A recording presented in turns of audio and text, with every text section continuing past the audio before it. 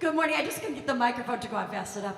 Good morning. My name is Judy Hanson. I'm Senior Director for Uniting Voices Chicago, and we are so happy to be here in the place of our founding as Chicago Children's Choir and Unitarian Children's Chorus. So thank you for having us. People get ready. Our soloist, Autumn Taylor, and that's the perfect song. Best way to start our morning today with all of you. So thank you so much. 60th anniversary of that song, Curtis Mayfield, Chicago, Illinois.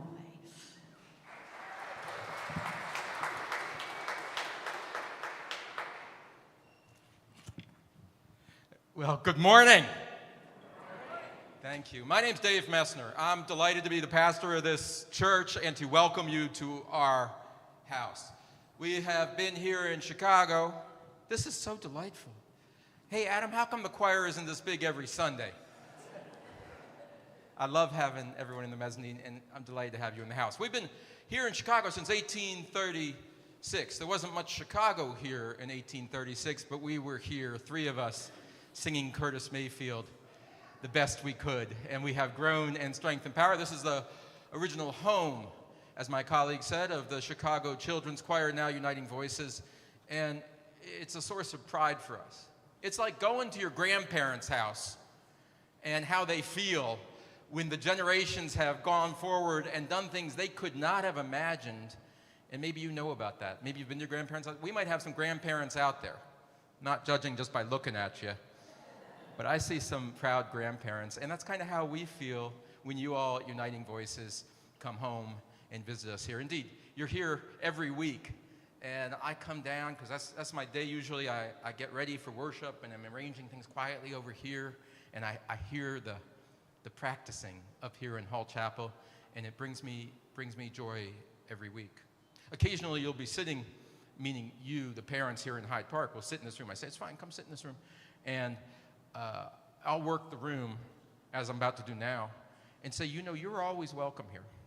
And there are opportunities to get engaged and have this be a place of community and friendship and encouragement for everyone. This theme of bringing people together across difference, accepting people for what they bring and celebrating it, and creating lower thresholds to coming in and being a part of the life of the church, to joining the literal and figurative choir, is what this church is about and has been about as a progressive house of worship since 1836. So, I hope, my name's Dave, and I'm senior minister here. My colleague, Liz Kresslin, is head of Sunday school. But bigger than that, the director of Lifespan Faith Development, recently made Dr. Adam Odell, is our music director, and I'm delighted to be co-leading worship with them, along with all of the extraordinary leaders of Uniting Voices. I pitch a few things each week. This is what I do each week. This is our kind of welcome and announcements. Our tradition, we're like the New England Congregationalist tradition. And the meeting house in the Congregational tradition, part was like the meeting for business of the community, and part worship, celebration of the divine and the good and the deep and the powerful and the transcendent. So this part, before we light our chalice, is a little bit the community meeting and stuff we need to know, especially this week. Stuff we need to know this week. Wednesday is our first Wednesday community meal. Every month we gather for a community meal in Chris Moore Parlor. Does anyone know who Chris Moore was? Yeah. See, bless the mezzanine. Yeah, Chris Moore was our associate minister, and he was founder and shepherd of the Chicago Children's Choir. And we named a parlor after him where we eat supper on the first Wednesday at 6 p.m. You're all invited. Those of you who are nearby, Adam plays. Usually we sing something together. Usually we share a little word around gratitude and hope and what's going on in our lives, and then we eat something. This week it'll be chicken 3 ways. To demonstrate our pluralism, we will be uniting the barbecue chicken, the jerk chicken, and the tandoori chicken, right? All the chicken can come together, and you can eat it. So come here at 6 p.m. This week also, we're going to have, on Thursday, we have part of our adult religious education program, our Pathways program, 2 Thursdays in a row. We're going to do it here, and we do something of like the theology, the ecclesiology, the polity and the history of this place. Most importantly, we talk about what is our philosophy of church making. How do we make church together? And if you sing in a choir, you know something about making a beautiful sound together and figuring it out together. And that's sort of what I'm going to talk about, because this church is a co-creative enterprise. Okay, here I'm pitching, but really I'm inviting. I make a joke and say, because we're not like a proselytizing church. We're kind of like, hopefully, an inviting place. We try.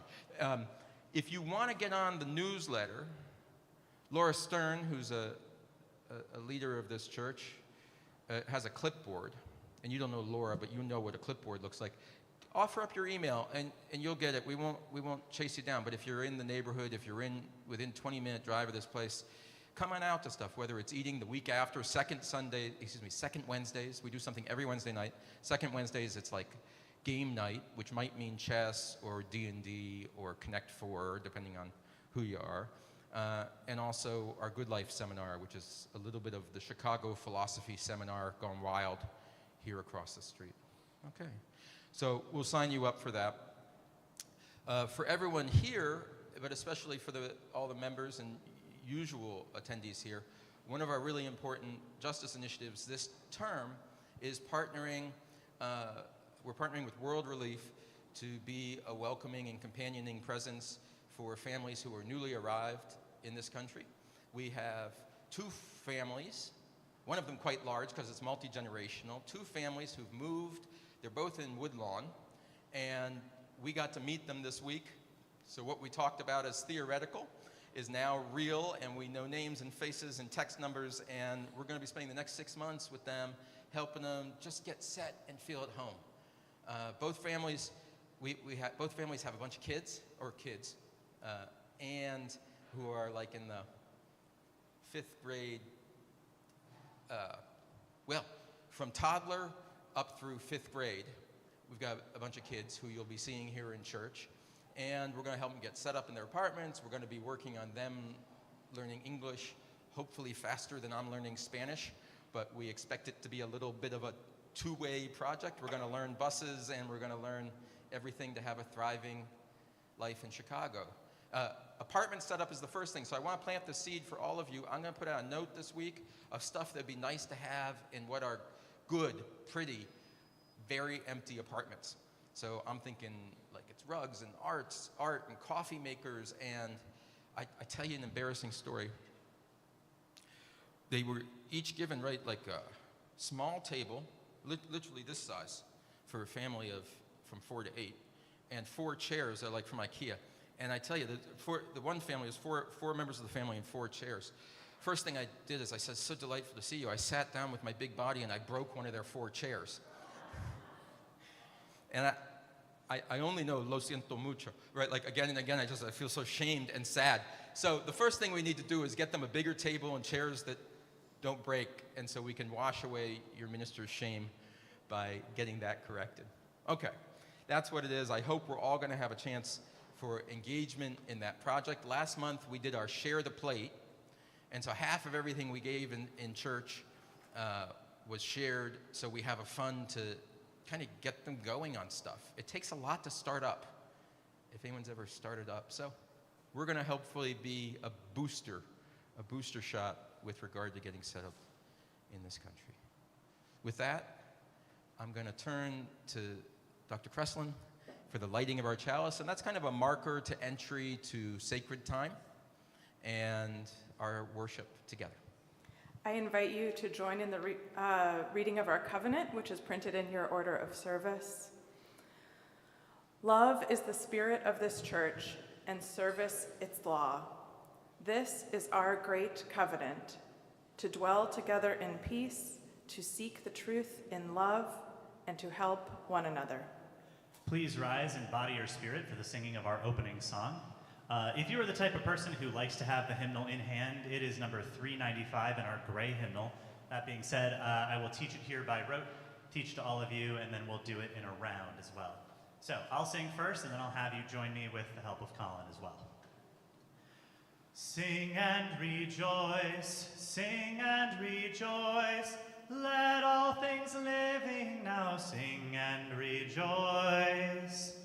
Sing and rejoice, sing and rejoice. Let all things living now sing and rejoice. One more time. Sing and rejoice, sing and rejoice. Let all things living now sing and rejoice. Very nice. Now we're going to do this in a round where my side, the pulpit side, so that'll include the choir over here. You are large in number, but you're slightly removed from us acoustically. So I'll have the choir and then this column over here. Do you see me? You're on my team. And we're going to sing first, and then if you are in the middle or the piano side aisle, you will sing with Colin, who will cue you as well. So we're now going to sing that in the round. Ready? Sing and rejoice, sing and rejoice, sing and rejoice, now sing and rejoice, let all things living now sing and rejoice, sing and rejoice, now sing and rejoice, let all things living now sing and rejoice. Sing and rejoice, sing and rejoice.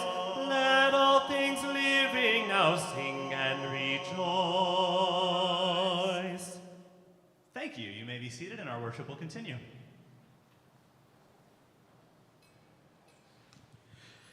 In addition to the many things we celebrate today, we celebrate one of the important days in our liturgical calendar. Does anyone know what holiday it is today?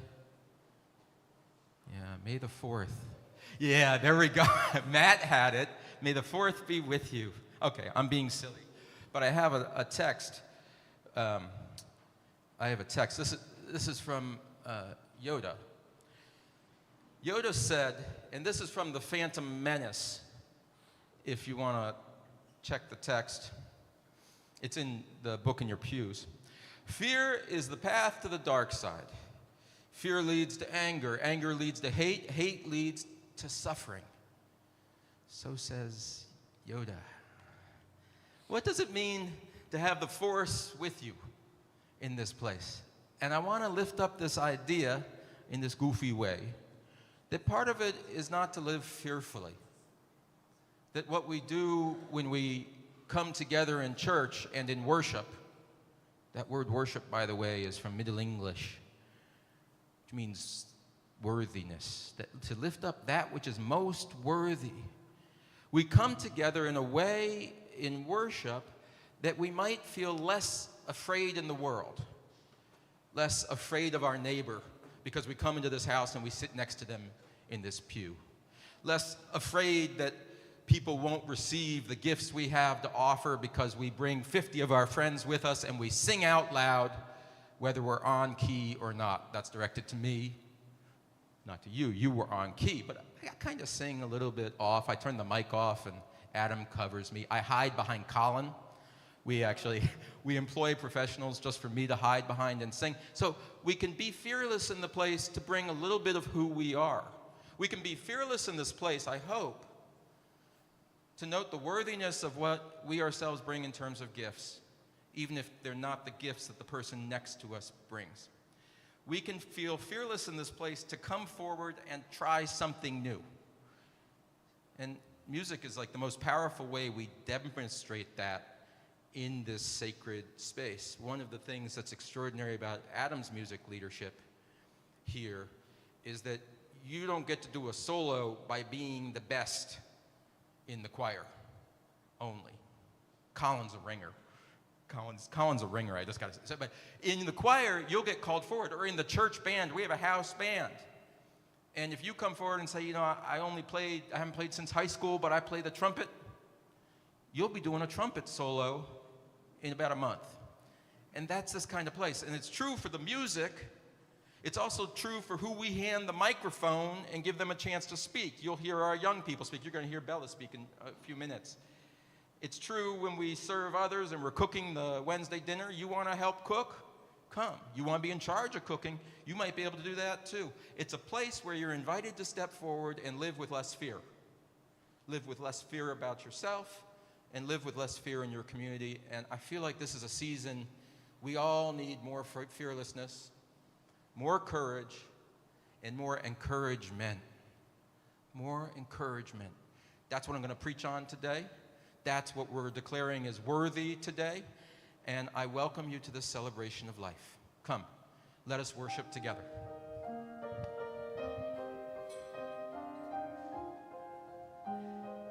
Our centering hymn this morning will be number 168, One More Step in the Gray Hymnal. Please remain seated for the singing.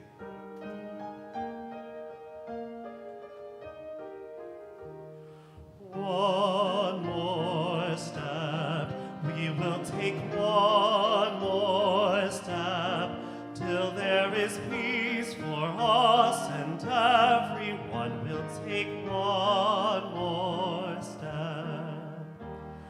One more word, we will say one more word, till every word is heard by everyone. We'll say one more word. One more prayer, we will say one more prayer, till every prayer is shared by everyone. We'll say one more prayer. One more song, we will sing one more song, till every song is sung by everyone. We'll sing one more song.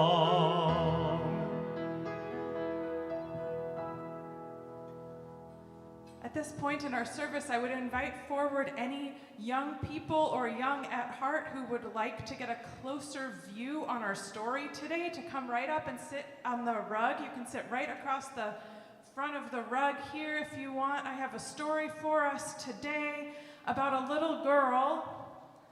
And this little girl, come on up if you feel like it. This little girl was walking through the woods one day, and as she was walking through the woods, she saw a frog just on the side of the path, just sitting there. And she looked at the frog, and she observed it, and she thought, that frog looks a little bit sad. That's odd. Why would a frog be sad? That's not what I expect. So she thought a little bit about it, and she remembered her mom had told her that sometimes if you kiss a frog, it might turn into a prince. And so she thought, well, I think if I were a frog, I think I would prefer to be a prince. What do you, right? Wouldn't we? Yeah? I think I would. Some people maybe not. Some people are choosing to be a frog. That's interesting. Well, the little girl thought maybe the frog was sad because no one had come along to kiss it and make it a prince. So she thought, well, I better try then.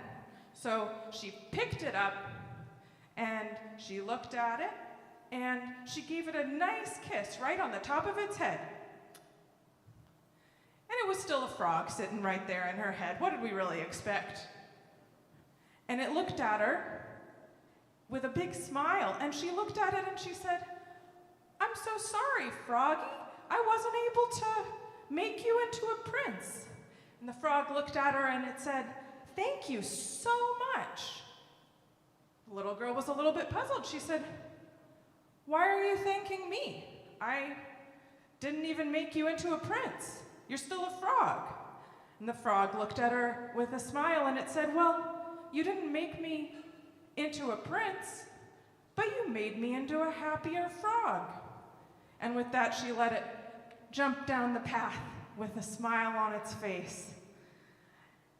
So, if you ever see a little girl walking through the woods, picking up frogs and kissing them, don't try to stop her. She knows exactly what she's doing. Frogs need love too, you know. And the frog may not have changed on the outside, but we would all be surprised. We can all be surprised every day by what can happen within others and all around us when we spread our love. With that, I invite you to go back to your seats, except for friend Bella, whose father I invite forward for our testimonial.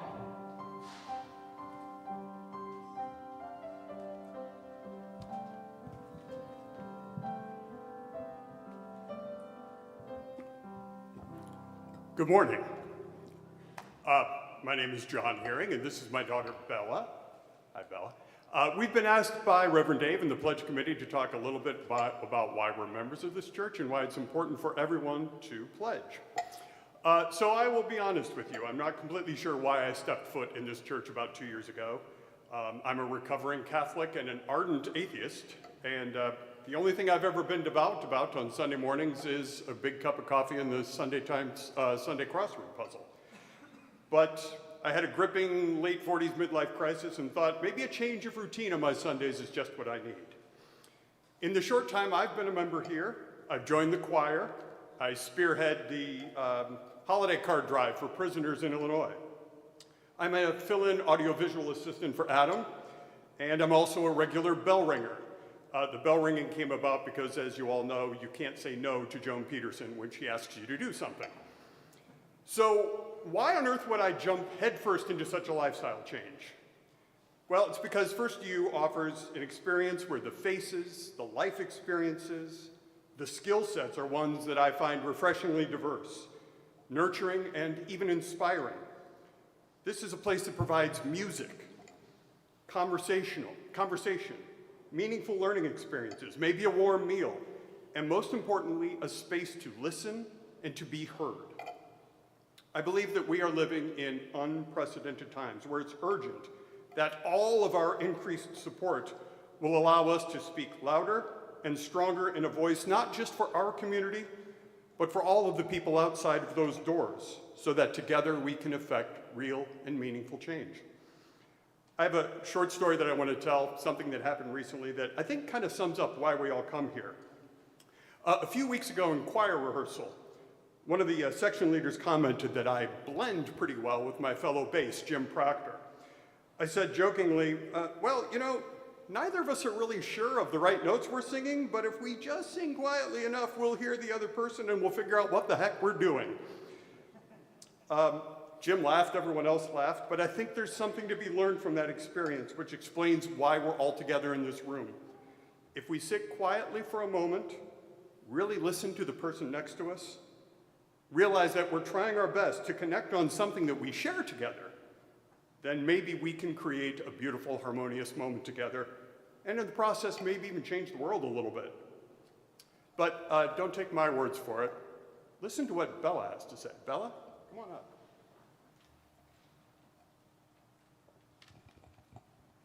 Hi.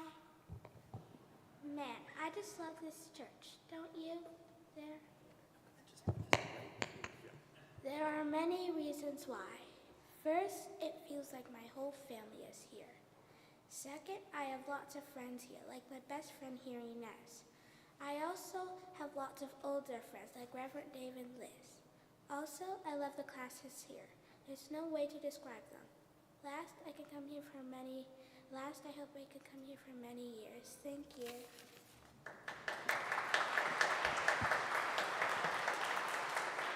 I have no reason to follow that. I just ask before you leave the building today, please make your pledge for the next fiscal year. Our family has increased our pledge. I hope you do the same. Thank you very much.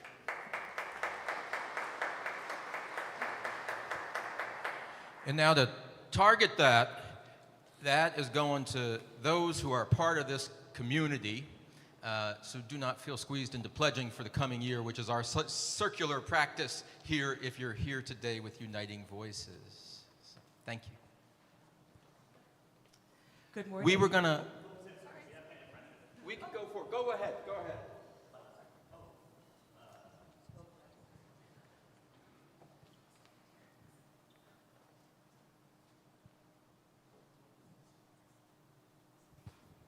Hold on one sec.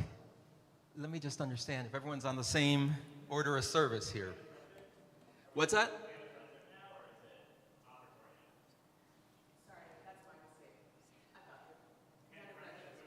That's okay. I'm going to start directing. And so what we're going to do right now is we're going to take up an offering, and I think you're about to sing the offertory piece. So this is a practice. So we're going to do some of our practices now. I'll just direct. I'm going to invite you all forward from here on out. Okay.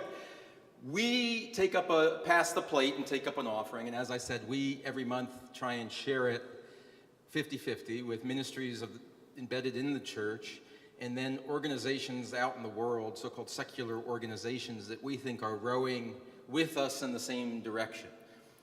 That's in fact, when we talk about pledging and tithing, I'm sorry, I got two microphones going. That's what I'm doing. When we talk about pledging and tithing, we often talk about the Unitarian tithe is 5% to the church of everything you take in from the world, and 5% to the other organizations you think are extraordinary. So I think this is Mental Health Awareness Month, which is the reason that we've chosen this month the National Alliance for Mental Health, NAMI, excuse me, who provides support for people struggling with mental health, which is so often left out from the healthcare system and increases our ability to flourish together. So that's where half of it goes. I'm also delighted to announce that we have chosen Uniting Voices for beginning in July for our Share the Plate then, but I didn't want to shake the can for Uniting Voices tonight, but I'll shake the can with different people in July so we continue to support the work of Uniting Voices. Today's offering will now be gratefully received, so the plate will come through as we listen to a beautiful song. Thank you. Thank you. To introduce our next song, I'd like to welcome up Rima Konkimala. Good morning, everyone. A warm namaste to all. Continuing to tonight's program, I'd like to take a moment to introduce a song that holds a special place in the hearts of many. The song is more than just a melody and lyrics. It is a journey, a story, and an emotion captured in musical form. It's called Vaishnav Jan, a song that was sung by Mahatma Gandhi and his followers and became associated with his time and fight for India's fight for independence.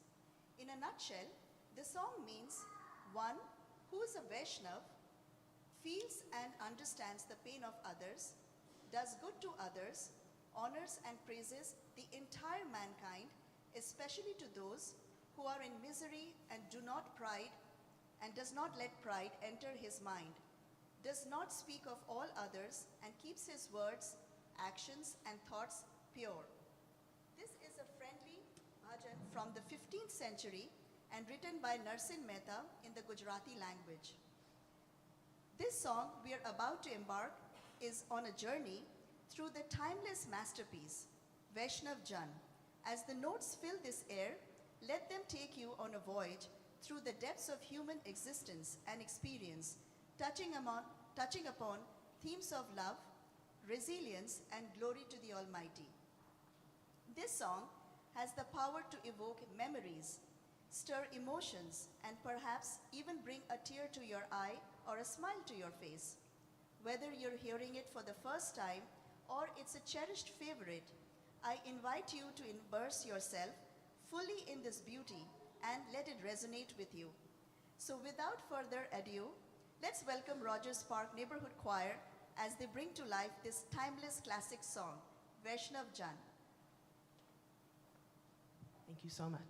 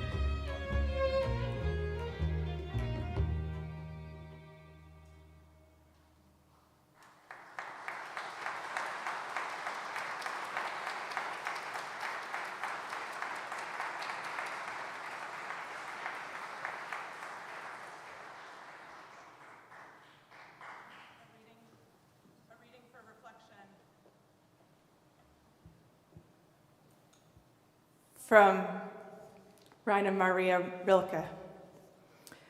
You who let yourselves feel, enter the breathing that is more than your own. Let it brush your cheeks as it divides and rejoins behind you.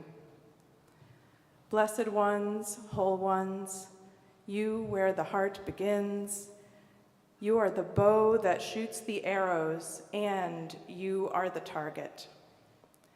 Fear not the pain. Let its weight fall back into the earth, for heavy are the mountains, heavy are the seas. The trees you planted in childhood have grown too heavy. You cannot bring them along. Give yourselves to the air, to what you cannot hold.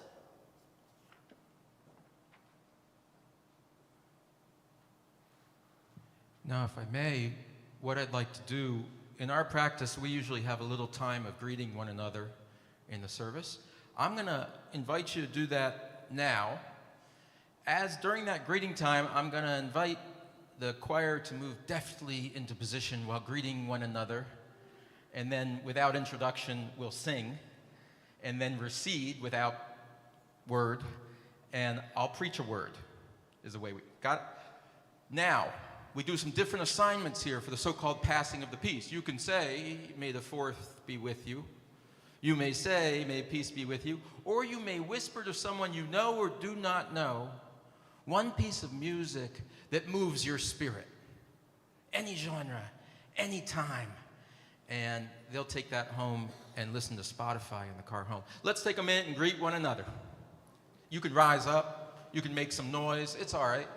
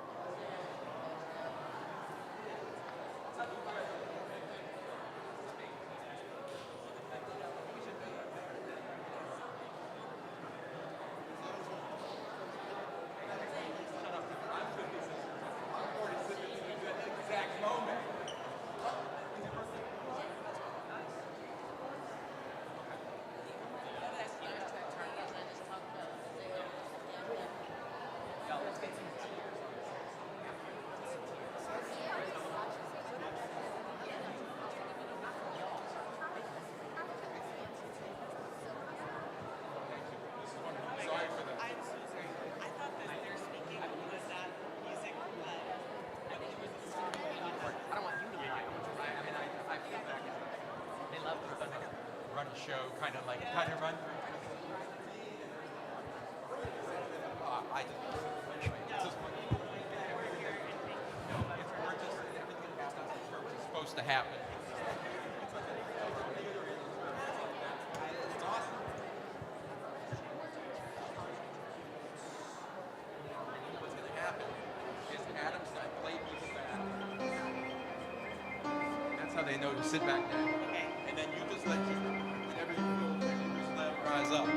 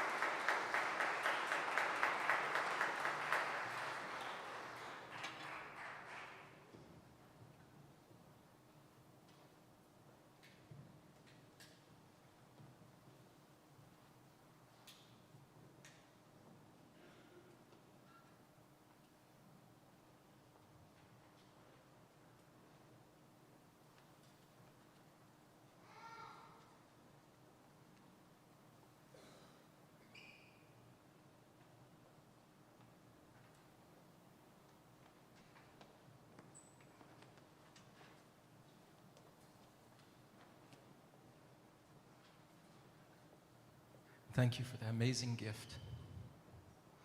I'm going to realign myself so all my friends in the mezzanine are kind of in conversation. You already got to see me up on my high pulpit, so if I have something really important to say, like a commandment or something, I'll move back up there. But otherwise, I'm going to do a little bit of work here, a little homily here from the floor. So there's a saying that a rising tide lifts all boats. And my first question is, in that saying, where are you in the picture? What kind of boat do you have? I was just up by Montrose Harbor, and there are big boats, and there are little boats, there are broken-looking boats, there are boats that are dry dock. Which boat are you in? And then I want to make this radical shift of frame and suggest that when a rising tide lifts all boats, you stop worrying about being in a boat, and you start considering the possibility that you are the tide. Start considering the possibility of becoming the tide. Be the tide that lifts the boats around you. Consider that you're more powerful, more forceful, more incredible than you've ever imagined before. We together, my friends, are the tide. And so my little sermon today, this little homily, a message that hopefully is helpful in framing how we live, hopefully helpful in getting up and going to school on Monday morning. Is school still in? I lose track. JT, you still in school? Okay. JT's my weather vane over across the street. Now, that's the hope here. I was invited to preach last week, which is where the seed of this sermon came from. It was the week before. Today is the day that the church I'm helping out elsewhere, down in Oklahoma. I was down in Oklahoma, and they had a new minister starting today. New minister starting today. So I had the last word, the penultimate word, before the arrival of a new minister. So my secret curriculum, hidden curriculum, we say in teaching, the hidden curriculum of the sermon was, how do you make a minister successful? Because I had this aha a long time ago that in order to be a successful minister, it wasn't about being incredible, like better, speaking better than anyone else, being able to translate from Greek and Akkadian and all the other sort of work one might do. It's not an exquisite exegesis of knowing chapter. It really is a process of coming into relationship and having people commission you or grant you the ability to be their minister. And this is, I wonder if this is true. I'll just lay it out there because we got a lot of performers in the audience. Is it more important whether you wake up in good voice or in poor voice or something? Or is it more important that you have an audience of people who love you? Could these kids today, if they chose, they sing perfectly, perfect. Could these kids today sing a wrong note for you if they tried?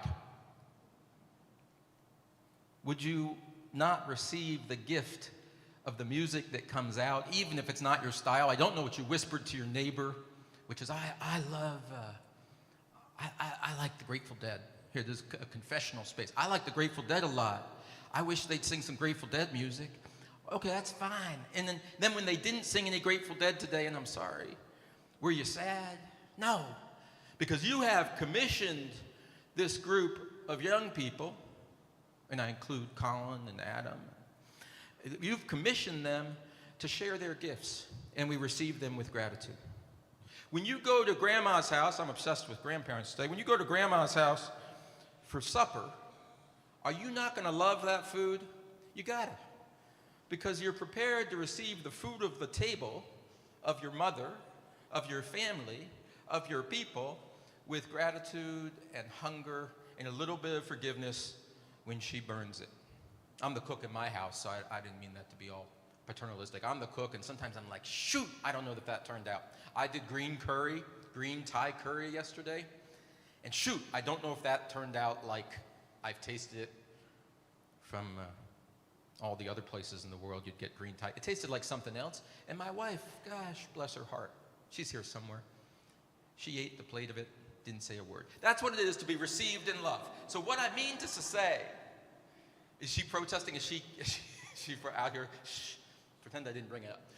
What I mean to say is that we make each other successful.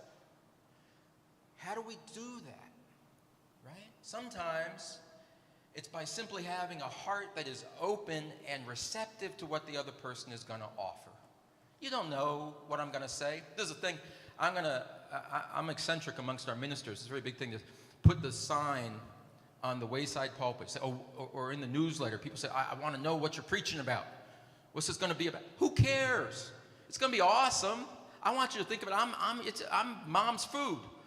I don't know. It's going to be meatloaf. At least in my house, it was baked chicken with paprika and mac and cheese. Now, I don't know if that's the best food in the entire world, but I sure love my mom, and I love that she made it for me, and I wish she was here now to still be doing that.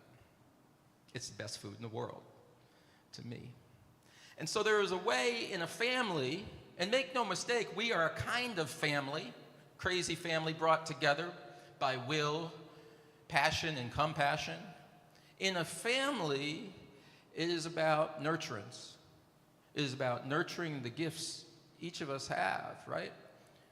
And about receiving them with a kind of graciousness and charitability.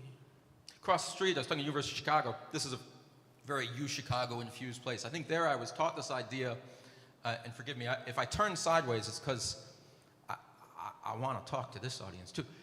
I was taught this idea of charitable reading. What does it mean, charitable reading?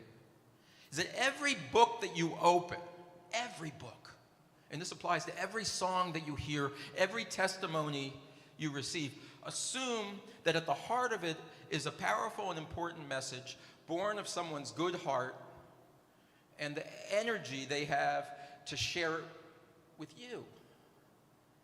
So even a junky paperback novel you find left in the beach house you read, there was an author who had something to try and give you a gift of story. And with an open heart, say, fine, where is the good? So this is the way, in this church, I want to suggest that we read each other. A bunch of us today haven't met each other. Feel excited that when you come into this human library, that every book you open will have an extraordinary, and even I'll say it in church, a life-saving message. One of my dear Catholic, I was talking about being Catholic, one of my dear Catholic friends taught, first person who said to me, reading your life is reading the fifth gospel. We take the lives you have lived, whether it's 90 years, or whether it's 12 or 15 years, as being one of the most extraordinary stories ever written. And by carefully reading those texts, and we read them only when we disclose them to each other and we tell a little bit of the story of our lives, when we read those texts with open hearts, open minds, and a spirit of gratitude, we're changed by them. If we know each other's stories, disclosed through word, song, action, the depth in another's eyes, the warmth in another's heart, right? When we learn those stories, we are changed individually and we are changed in a communal way. And so when I was invited to talk about how do you make a minister successful, and I realized you do it by being generous all the time and letting them be a minister. How do you make a singing star?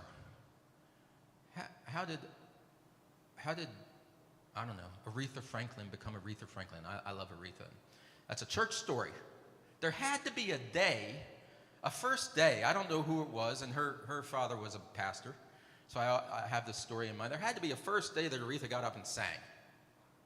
Did Aretha sound like Aretha on day one? She might have. I don't know. We've had that experience too, which is like, holy moly, they were 4 and they stood up and they rocked the house. Okay, that's some of us. That wasn't me. But you don't know. For most of us, you don't know until you have the day when you're invited forward, when you're commissioned to share what you got. And I sang a lead piece. I don't know what age I was. I was an age of some of you, and I was in some school play, and I have this very sharp memory because I also think I wasn't wearing a shirt. I know this is an odd memory, right? And I was singing some kind of weird solo part, and I couldn't sing. I mean, what were they thinking back then? This was way back in time. Maybe we didn't have technology, or I don't know what it was. But I have that memory, but they invited me forward. And I sure didn't turn into Aretha Franklin or anything like that. But I often think to myself, without that moment of conditioning, could I stand in front of you now? I don't know. I stand in front of people a lot now. Without inviting young people to come forward and sing and go on tour and be in front of crowds and learn a new piece and be uncertain, will they become, I don't know, 48 President of the United States? I don't know that. I don't know what will they be teaching? Will they be comfortable in front of a classroom even though they're not singing, but they'll be a teacher? What will they be possible because they were invited forward in this? We make each other successful. We do that through invitation, encouragement, and kindness. If there's a virtue, a theological virtue or a church virtue that I want to impress upon all of us again and again, it's simple kindness. Let us not be so complex. We can't understand what it is we worship and what do we think is worthy. What is the stuff? What is the stuff of God? What is the stuff of being human with each other? Is it so little that it's simple kindness, compassionate heart, encouragement, and nurturance? Can we be so radical that we talk about leading organizations, world-class organizations like Uniting Voices, going on tour and being a nurturing place? That's radical. That's counter-conventional. When you want to dance at the Joffrey Ballet, do they talk about nurturing as much as they should? I don't know why I'm picking on the Joffrey, but sometimes we have, bless them, I'm not running down, it's great, but like it's a competitive world and you better sing better than the person next to you, or you better dance better, or you better run faster. Okay, there are enough of those voices in the world that will juice that competitive. That's not something that we experience scarcity around. What do we experience scarcity around? A loving circle who surrounds us, nurtures us, coaches us, stands behind us and sings and reminds us of the words when we forget them, and comes back again the next week to do it all over. This is what you're doing. This is what you're doing for so many of you with your young people. It's how you're parenting, right? You're giving them opportunities. You're probably letting them sing at the dinner table. Bless your hearts. And you're showing up at their practices. You're driving them to the events. And you're cheering them on, whatever the song is that comes out of their mouths. So on this day, I want you to pay attention, real close attention, to the way you already are the tide. That you have as second nature the spiritual gift of lifting the people around you. Right? I was taught in the South this idea about being crabs in a barrel. This idea of climbing up and pushing people down as you go. So one crab gets, okay. How do we have a different metaphor? And how do the metaphors for life change our sense of living? Are we pushing people down, climbing on the shoulder of the crab next to us? Is that what makes a beautiful choir? Is that what makes a beautiful and strong family? Is that what makes powerful communities? I don't think so. This is a moment I want to say we are called. I think this is an extraordinary moment for us. We are called, if nothing else, to vest our communities with power, to not feel weakness, looseness, or aloneness.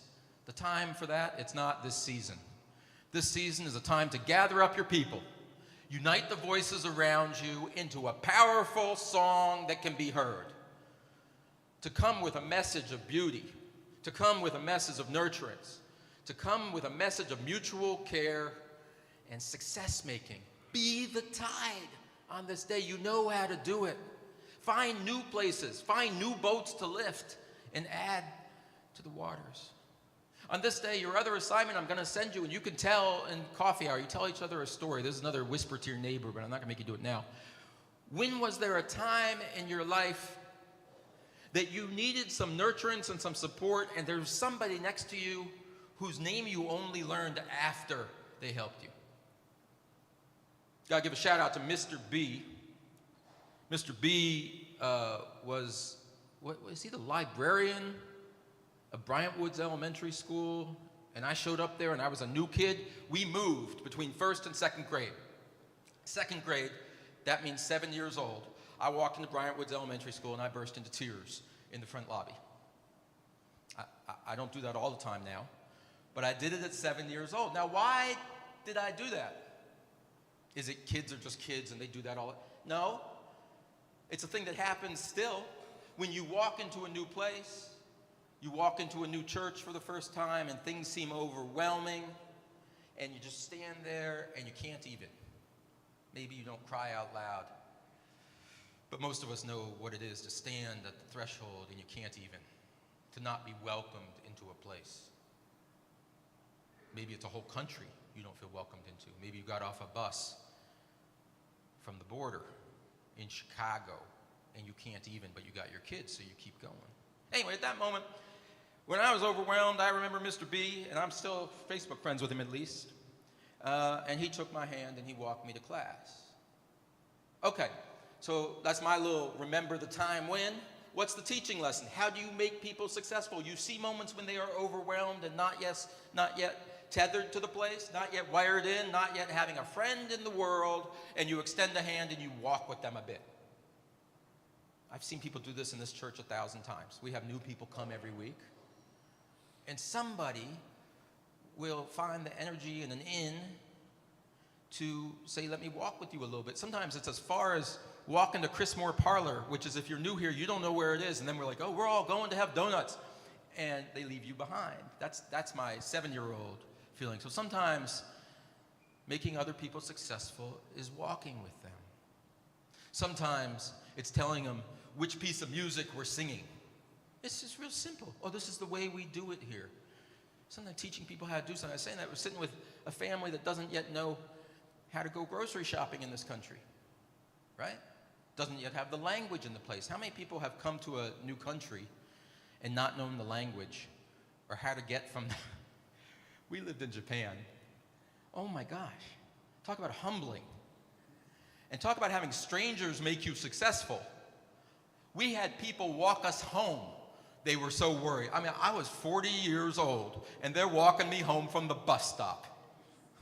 Then leave me there. Okay, you're okay, right? That's what it is. Sometimes it's people showing people how things work. Sometimes it's simply being there for people. Sometimes it's teaching them that it's okay to fail. Extraordinary. The list goes on and on. Commissioning, teaching, nurturing, energizing, comforting, reassuring, protecting. What are the ways you can ensure that someone is successful? Because yes, it's about making a minister, someone ordained, but in our tradition we have this sort of ministry of all believers, ministry of everyone in the pews, right? Each one of us has a ministry in this world. It might be a ministry of song, it might be a ministry of feeding the hungry, it might be a ministry of teaching. I encourage you on this day to find your ministry and find new ways to share it. And maybe if you're in some of the subsequent seasons of life, I believe we have to mix metaphors, we are a book with many chapters. Some of you are at a moment figuring out, what is this chapter now? What gift has been underused in the first 56 years?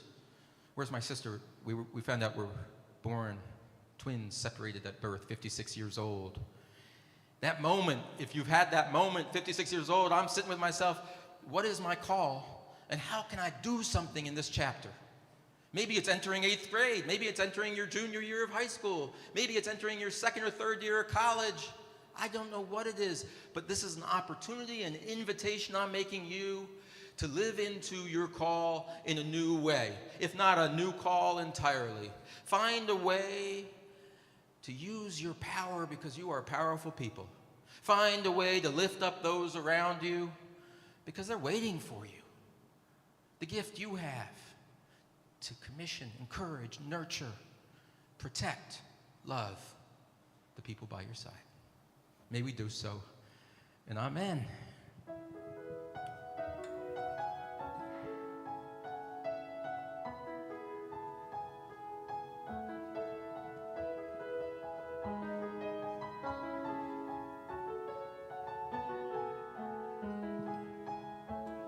Hello, our closing hymn today will be number 1064 in the teal hymnal, Blue Boat Home.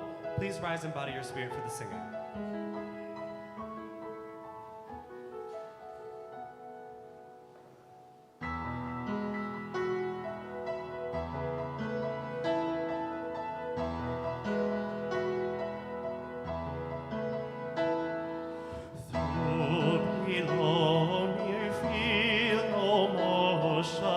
Standing on these mountains and plains, far away from the rolling ocean, still my dry land heart can say, I've been sailing all my life now, never harbor or port have I known. The wide universe is the ocean I travel, and the earth is my blue boat home.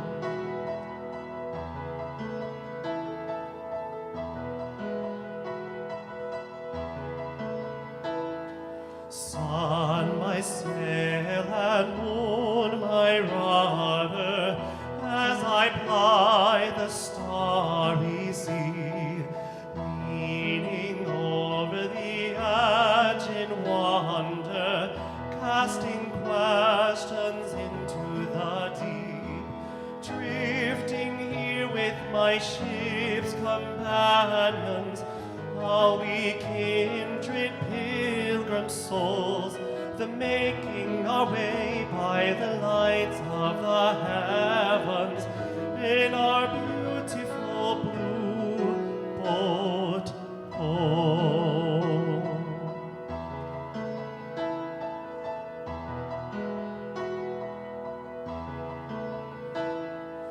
I give thanks to the waves upholding me, hail the great winds urging me on, greet the infinite sea before me, sing the sky my sailor's song.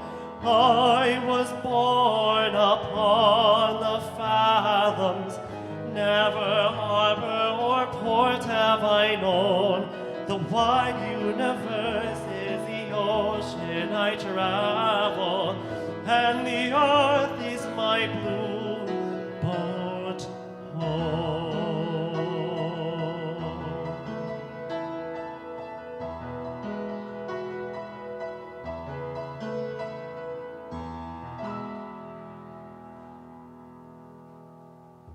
I'm going to let y'all remain standing for a second. I'm going to invite the choir to come on down. You're going to do our recessional piece, yes? So y'all come on down here and do the thing we do in all of its eccentricity. I thank you for your adaptability. You guys are awesome. Awesome. If you feel comfortable, I invite you to take a hand of a person next to you. This is just a closing, this is benedictory, right? And you can do it real slow, because in the theater and in church, we keep talking and playing to cover the movement of the next day, everything else, and so it's glorious. Yeah. As you go from this place, may you be blessed. May you be blessed with hearts that know how to love. May you be blessed with minds clear and sharp and knowing. May you be blessed with a way of seeing the world that doesn't see perfection, but nonetheless sees beauty and sees possibility for our broken society, sees possibility for the stranger we don't yet know, and looks in the mirror and sees possibility there beyond your imagining. May you be blessed with a sudden revelation that you have beauty within you have yet to discover in yourself. As you go from here, may you be blessed by knowing that you are not alone, that you have a family surrounding you that is great and powerful, has your back, and will not let you fail. Go in peace, my friends, but not before we raise a mighty voice of celebration.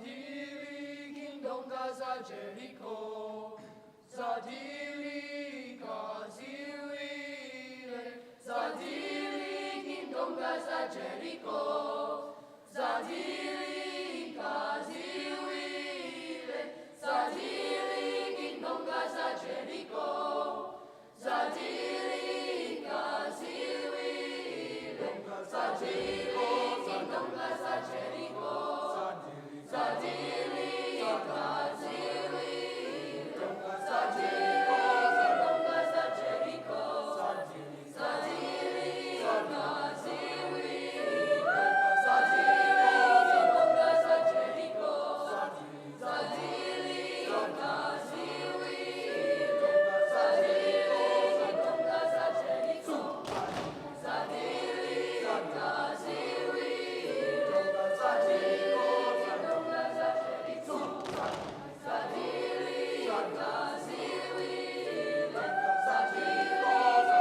za Jericho, Zadili gaziwile, Zadili gindonga za Jericho, Zadili gaziwile, Zadili gindonga za Jericho, Zadili gaziwile, Zadili gindonga za Jericho, Zadili gaziwile,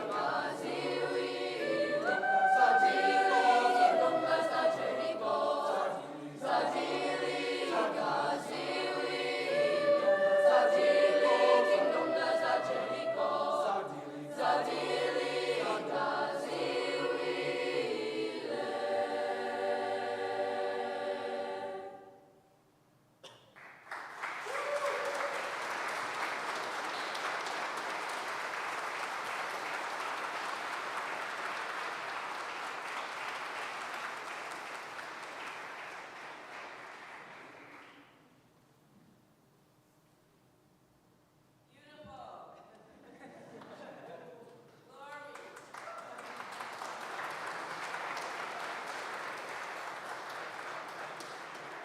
So I think we're doing a few things. This is extraordinary, and I'm filled with gratitude.